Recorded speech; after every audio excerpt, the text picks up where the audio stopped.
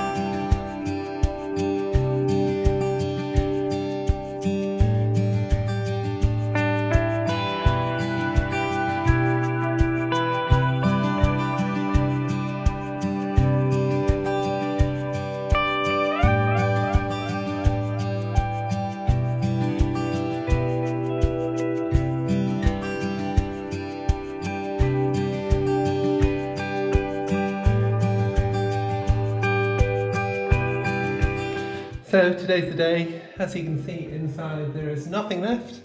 The entire interior has been taken out, and that took me about 6 weeks, although I wasn't working all day every day. I was also doing my day job as well, so working evenings, weekends. Yeah, so it's quite an empty space.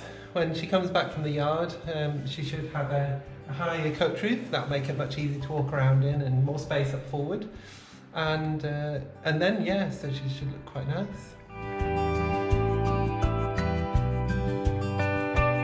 So let me take you on a tour of the boat as it is now.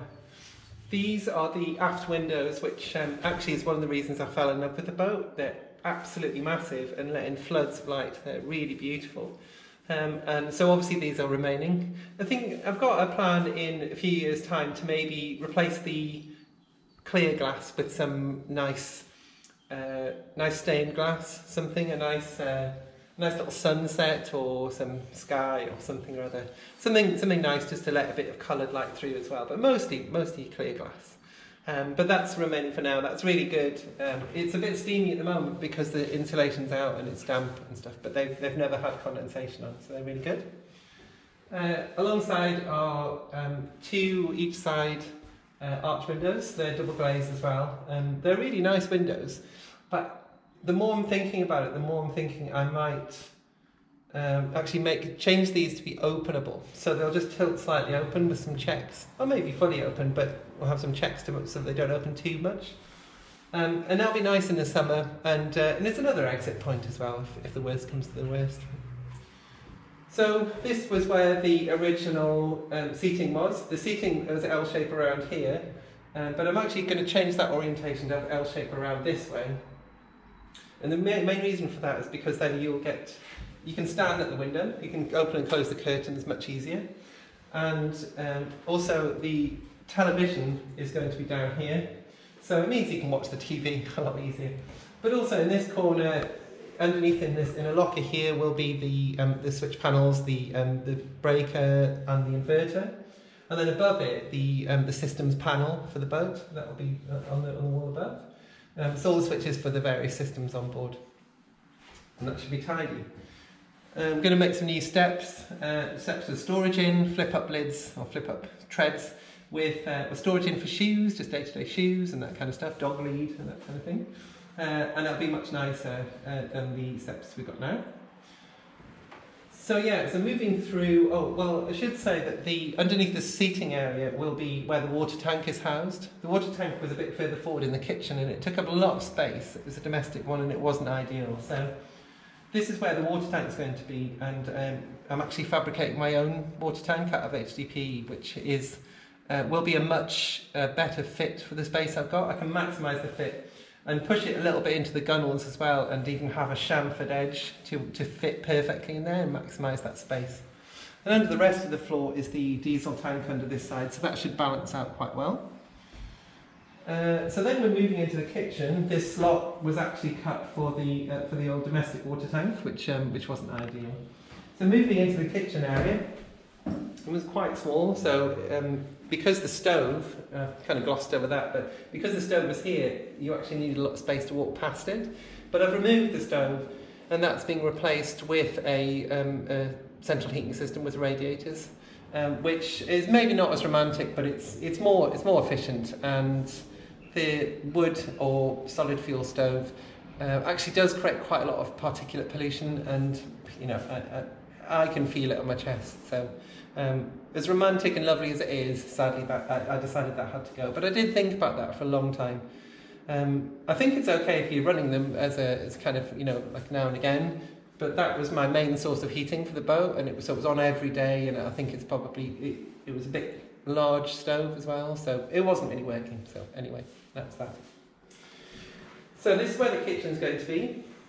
Instead of having the bench come to here, it's going to be slightly further out with the L-shaped seating around there, if you remember.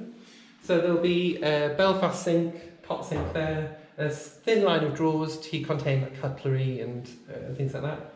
And then next to it will be where the washer dryer will be, and that's going to be an incredible thing to have on board. Previous to this, when I was living on board, I had to use laundrettes and laundry services, which it's not great, but they do a good job. But I actually like to do my own laundry, so that would be nice. The dryer part's not such an issue. The washing is more of an issue. So the kitchen will be U-shaped, so it will swing around here. In the centre will be more bench space. It can't have enough bench space. And underneath a big line of drawers. Now I kind of hummed and hawed about the kitchen, and I'm actually just going to hand make it. And actually I mostly decided this after watching Colin Jake's video, which are really good. I'll put a link down below to those. He renovated his narrowboat and he handmade a kitchen. Now he's a carpenter, he's got better skills than I have, but I think it's a much better fit here. So instead of having a prefab kitchen unit which will stop at some point, I can actually make the drawers different shapes so they can actually use much more of the curved space under the gunnels. So the top drawer will be much longer than the bottom drawer, and even with some chamfered edges again, which totally maximise the space, but maybe just even stepped, that would be good. But it'll provide a huge amount more space. So the kitchen will move around. This is where the oven and the hob will be. It's the same position it was before, and mostly because right above there is a flue out of the coach roof with a little mushroom on top, and that's really good for an extractor. So either a rising heat extractor, or an extractor fan. I could put an extractor fan on there, that would be good. And also there's a porthole here, an openable porthole, which is quite nice if you're cooking. Although these portholes might actually be replaced with something slightly bigger and slightly more thermally efficient. These do cause a lot of condensation, which is always a problem. So I'm looking at replacing those before she comes back. So yeah, the kitchen will continue around. There'll be the oven and the hob on top. A wider line of drawers here, more storage, more drawers, more soft closed drawers so they'll stay closed at sea. And tons of storage, nice dividers in there and all that kind of stuff. So, and then next to that will be the fridge with a freezer box, which will be good as well. So that will kind of keep it away from the oven. And then a nice little rounded edge to the countertop. Underneath there, that's where Bertie's bowls will be, his dog food and water bowls. So that'd be nice. I like the nice little edge bit. So as we continue down, this is actually the centre line was where the cabin and the bathroom was on that side. And I suspect they've done that because there is this ironwork or metalwork all the way down the middle, and that is intended to hold the boards for when she was a cargo ship. And it does work. It does hold the boards quite well, the floorboards, but the problem is it sticks out and it attracts dirt, and I'm always hoovering in there, and if you stand on it in your socks, it's really uncomfortable. So I'm going to raise the floor, reconstitute them a little bit, and shuffle them together so there's no gaps, and then have a nice smooth floor. So that's the plan with that. But I think that's the reason why they put the the cabin on half the side of the boat because it was mostly then obscuring this metalwork. So instead, the cabins or the kind of wall will be moved much further out to take up more of the companionway. And the companionway just needs to be a corridor, but as it was the size of a room. But you can't put anything in that room really because there's doors and there was lockers on the other side and you need to walk through. And also it's a boat, so it's fair enough dotting things around and having tables and chairs and stuff, but this is just my opinion, but my opinion, a boat needs to be able to sail and move around, and if you've got stuff like that's falling over everywhere, that's a bit impractical.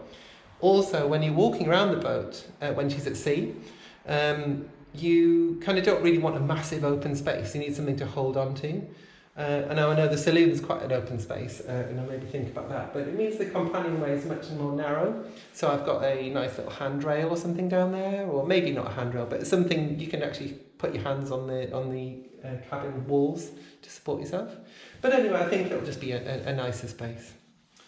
So this room was the original double cabin. That's going to be much wider now, or much further across the boat, and that will have 2 single berths in there, 2 single bunks, and those bunks are going to fold up against the wall to actually make a much bigger space, or a space without the bunks. And one of them is going to contain my desk. So as you fold the bunk up, the desk will rise automatically, and the idea is that I've got all my stuff on my desk, and I don't have to clear the desk and put mattress on and fold up a mat. I don't want to be faffing around with anything. I just want it super easy. Guest comes, do you want to stay? Yes please, fold the bed down, and it's done in minutes, and it should be already made up and everything. So that's the idea, and that means that I can use this as an office or a chart room maybe. But this will be my office because I do work from home quite a bit in the new world. So yeah, this is quite low as well. It's low for me, it's not low for everybody. I'm a bit of a giant, so I'm nearly 6 foot. So it's a little bit uncomfortable.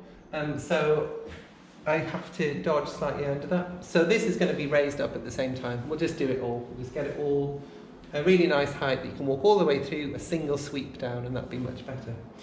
But as we walk down the companionway, there's the side underneath the gunnels I'm going to clad, so the floor will just run into the side, nice kind of curved side, just to show off a bit of this structure. Because again, she's a boat, so I don't really want to have a box inside, a square box inside a boat. I'd love to be able to see that the curvature of the hull. So kind of make that into a feature really. So I'm going to have some sort of down lighting underneath here, and that'll make it quite nice. Into the bathroom area, this is where the bathroom was. So there was a shower tray, an electric flush toilet, and there was a sink on that side, and a combi boiler, which I'm not having anymore. The bathroom was actually quite a good size. It doesn't really need to be any bigger, but because the walls are coming out, actually the entranceway to that bathroom is going to be slightly further out as well. However, the wall is going to move back into the centre of the boat and then back out again. And the reason for that is that's going to create a void, which I'm going to use as a big locker.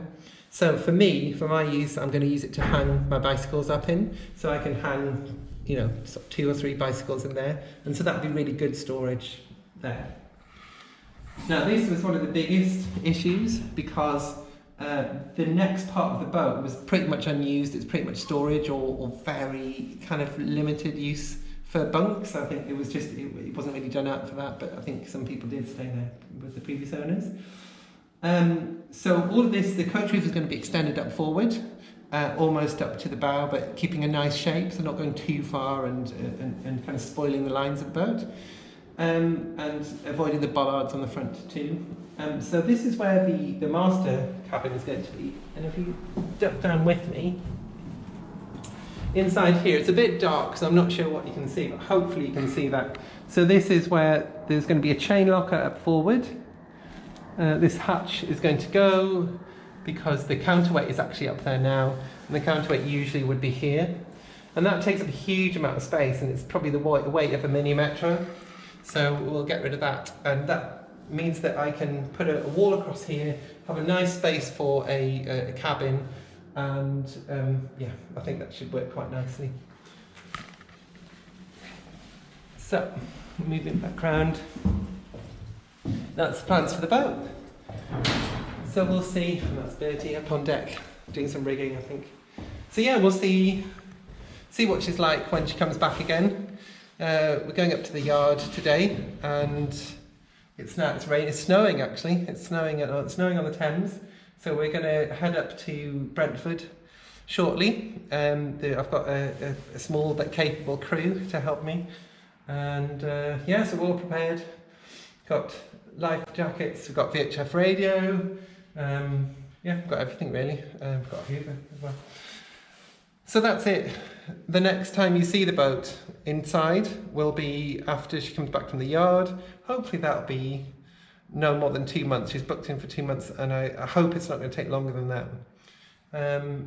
I'm quite keen to crack on, but it's been such a busy few weeks, such a hard few weeks stripping the boat out, that I'm really tired. I'm just like tired to my bones really, so I definitely need a bit of a rest. So yeah, that's what I'm going to have for a couple of months. Do some prep and some research for when she comes back again, and look at things like wiring looms and look at the schematics and all that kind of stuff. Do all the planning before I do all the doing. So yeah, that should be it. So I'll try and film a little bit on the trip up to Brentford. Hopefully it all goes okay and I can do that. But if I don't, then I'll have to apologise, and I'll cut in some scenes from the river instead. But thanks for joining me. See you next time.